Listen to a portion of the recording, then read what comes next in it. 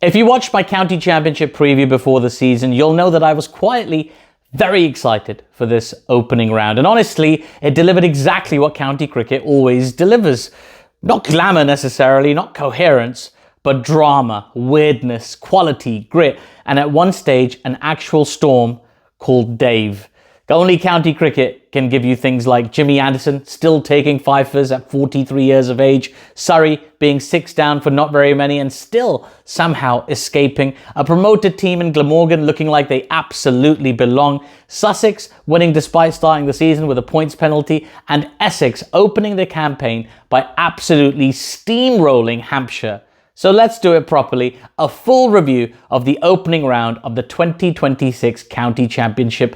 Both divisions, all 9 matches. This is going to be a very long video. There's no graphics, nothing like that. But I hope you enjoy it anyway. And if you do enjoy it, remember to give me a thumbs up, subscribe to my channel, and I'll try and do this throughout the season. Anyway, let's get into it. Let's start with Division 1. Warwickshire versus Surrey. This was a draw, but it was a very, very entertaining draw. And also it contained one of the first great truths of the county season. Never assume Surrey are dead, because Surrey absolutely looked dead at one point. They were 65 for 6 in the first innings. 65 for 6. At that point, if you're Warwickshire, you're thinking, lovely, thank you very much. This is going nicely. And then Surrey did what Surrey tend to do, irritatingly in some quarters. They found another international quality cricketer somewhere in the furniture. Ben Foakes made 128, Tom Laws made 83, and Surrey somehow dragged themselves to 328. That recovery was huge because Warwickshire then replied with 544. Dan Mosley, Danger Mouse, made 144. Sam Hain made 94. And for long stretches of this game, Warwickshire were much better side. This looked like a proper opportunity to put one on the champions. But then Surrey once again just refused to behave like a team under pressure. In the second innings, Dan Lawrence made 161 not out. Jamie Smith made 132. Surrey finished on 447 for 4 declared. So from 65 for 6 in the first innings to batting themselves to safety in the second. That is annoying. That is deeply, deeply annoying if you're everybody else in Division 1. From a Warwickshire perspective, there's a lot to like. From a Surrey perspective, it's another reminder that they're almost impossible to kill off in a 4-day game. You can put them in trouble, you can absolutely have them wobbling, but finishing the job is a completely different matter altogether. Now then, Hampshire versus Sussex. This was the biggest statement of the round. Essex didn't just beat Hampshire, they flattened them. An innings and 37 runs inside 3 days. That is a proper opening round slap. Essex made 461 for 7 declared. Matt Critchley was the star with 173. Charlie Allison made 80. Simon Harmer added 71 not out. And it already felt like Hampshire were behind the game. Then Essex rolled them for 156. And then again for 168. And if you're wondering whether Critchley had quite enough impact already, he also took 5 for 9 in the second innings. That is just greedy. You did really well if you had him in your cricket draft team. I didn't, as it happens. This was one of those early season matches where one side looked fully calibrated and the other one looked like they spent most of March replying to emails.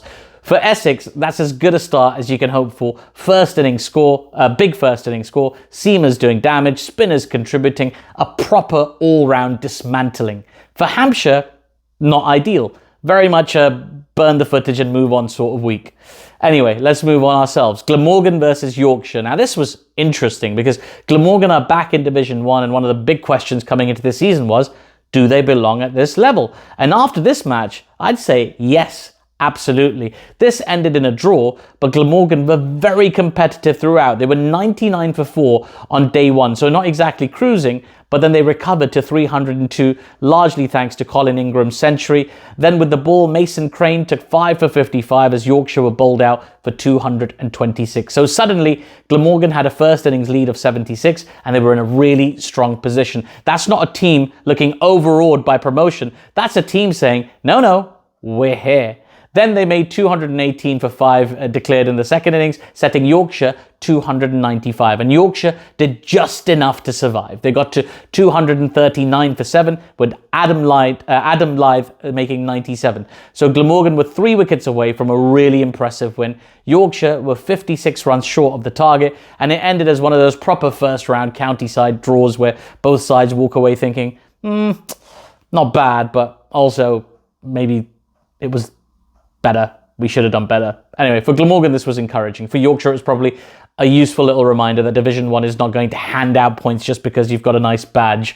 Anyway, Leicestershire versus Sussex. This, for me, was one of the most impressive performances of the round because Sussex start the season with a 12-point penalty. I pointed that out in my preview. Thanks to everybody who watched that. It's still there if you want to check it out.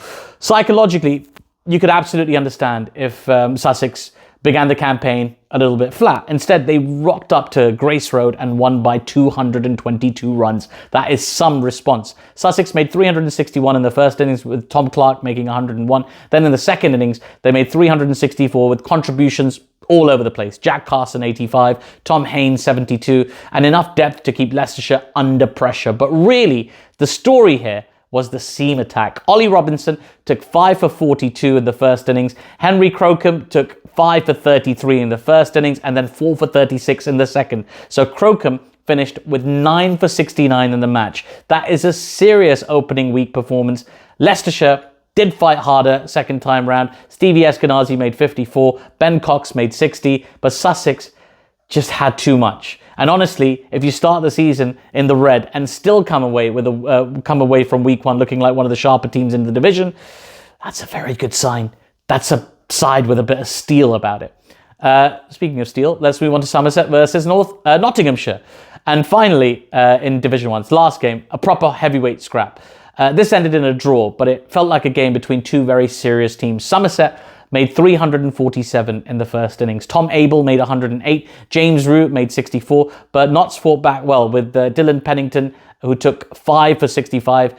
Nottinghamshire replied with 338. Joe Clark made 92. They got support through the middle order, and for a while it looked like this was going to just settle into one of those solid attritional county draws. But Somerset pushed, and this is why I genuinely love this game. They actually tried to make something happen. In the second innings, James Root made 122, Tom Kohler-Cadmore made 104, Somerset declared on 407 for 5, setting Nottinghamshire 417 to win. That is not messing around. That is a team saying, go on then, let's see if you fancy this. Notts didn't fancy it, sensibly, I should say. They finished on 140 for 3 and the game ended in a draw.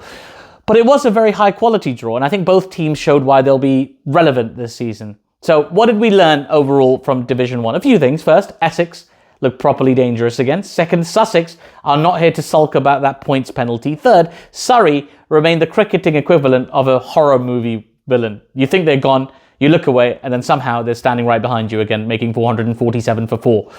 And fourth, Glamorgan looked like they belong, which is important because Division 1 can be unforgiving for teams that just get promoted. But Glamorgan didn't look half ready. They looked ready for the challenge. Right, Division 2, let's talk about it. Honestly, Division 2 was just as good in the first round. Maybe even better if you enjoy county cricket, slightly more strange and slightly more desperate. Is that fair? I don't know. And occasionally interrupted by nonsense. I'll explain. Stay with me.